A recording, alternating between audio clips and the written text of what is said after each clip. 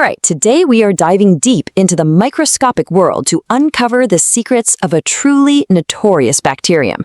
This thing is a master of disguise, a master of invasion, and it's been plaguing humanity for centuries. Believe me, this is not just a story about food poisoning. It's a tale of biological espionage and ultimate survival. And the culprit is, you guessed it, Salmonella. This tiny organism is an absolute master strategist.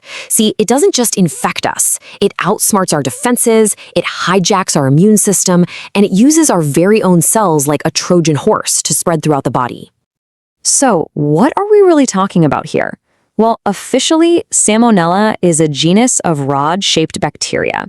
And that term you see gram-negative, that just tells scientists something specific about its cell wall. But for us, what's really crucial is the impact. It's one of the most common causes of foodborne illness on the planet, and the effects can range from just a rough couple of days to a truly life-threatening condition. Now, to really understand this opponent, you've got to know that not all Salmonella are created equal. You can kind of think of them as two major criminal gangs, and each one has its own turf and its own preferred method of attack. In this slide, it lays out the two gangs perfectly. Over on the left, you've got the typhoidal Salmonella, like S. typhi. This is the big boss, right? This is the one responsible for that severe systemic disease we call typhoid fever. Its MO is to go big, invade the entire body. Then on the right, you have the more common street thugs, the non-typhoidal Salmonella, or NTS. These are the guys behind most cases of what we just call food poisoning. Their crime is more of a local job, usually a quick, nasty attack on your gut that, thankfully, your body usually fights off in a few days. So how does this microscopic heist actually go down? I mean, how does Salmonella get from, say, a contaminated piece of chicken all the way into your bloodstream? Well, it's a multi-stage operation that is honestly both brilliant and pretty terrifying. First off, let's talk numbers. You see, unlike some other bacteria, Salmonella usually needs a pretty significant force to really get an infection going. We're not talking about one or two bacteria sneaking in. We're talking a minimum of 100,000 organisms, and often many, many millions.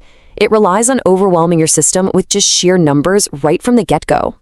And this is the 5-step invasion plan. It all starts with ingestion, obviously. Then, these bacteria have to survive the acid bath of your stomach, which is no small feat. Once they're in the intestine, they don't just attack anywhere. No, they target specific weak points, these little security checkpoints in the intestinal wall called Peyer's patches. And here is where it gets really clever. When our own immune cells, the macrophages, show up to eat the invaders, Salmonella actually lets itself get eaten. It then shuts down the cell's internal weapons, turns its captor into a personal taxi, and then uses our body's own defense system to travel to critical organs like the liver and spleen. It is a true inside job. Now, every good operative has their gadgets, and Salmonella is no exception. It's got this potent endotoxin built right into its outer wall, and that's what causes the high fever and shock and severe infections. The typhoid version, S. typhi, has an exclusive piece of gear, the Vi antigen. Think of it like an invisibility cloak, a special capsule that helps it hide from our immune system's radar. And finally, its flagella. These tiny little whip-like tails give it the mobility it needs to swim through our system and find those perfect spots to invade. Okay, so the invasion is complete. The bacteria are multiplying. What happens next? Well, the outcome depends entirely on which of those two gangs we talked about is running the show. And that leads to two very, very different diseases. This table lays it all out pretty clearly. On the left, you've got gastroenteritis, caused by the NTS gang. The symptoms are probably familiar to many of us: nausea, cramps, diarrhea. It's rough, but it's usually over in a few days. The biggest risk is just getting dehydrated. But on the right, that's the much more sinister typhoid fever from S. typhi. Here, the main symptom isn't diarrhea. It's a high, relentless fever that just keeps climbing. Doctors look for key signs like faint rose spots on the abdomen. And untreated, this isn't a few-day thing. We're talking weeks, and it can lead to catastrophic complications like a perforated intestine.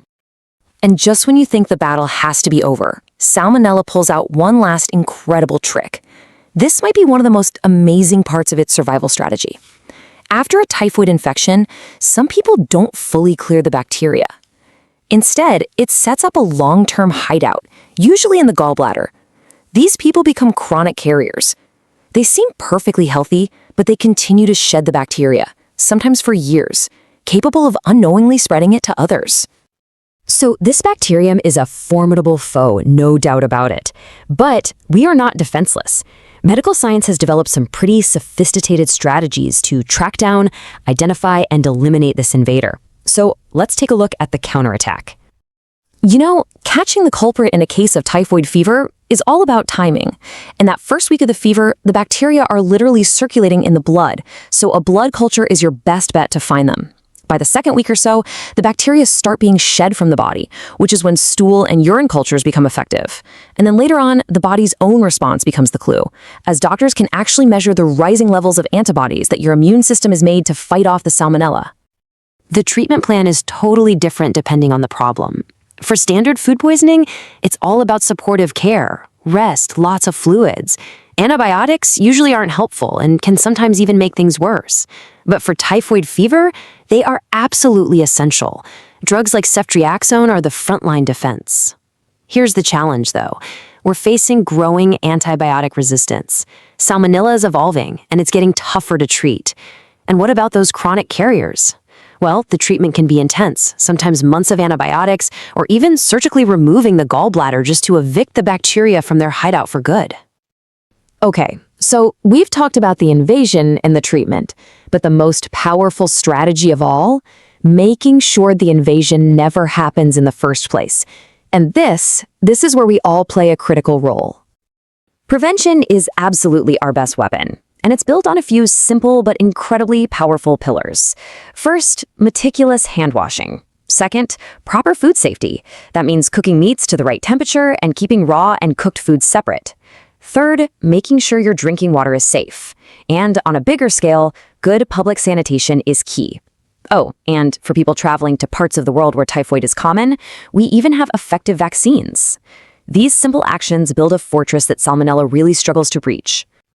And that brings us to our final thought. As this ancient bacterium continues to evolve to outsmart our most advanced medicines, it forces us to really reconsider our defenses. It makes you wonder, with antibiotic resistance on the rise, are the most effective tools in this ongoing war not found in a pharmacy, but right there at our own kitchen sink? Is our oldest and simplest defense, cleanness, now more important than ever?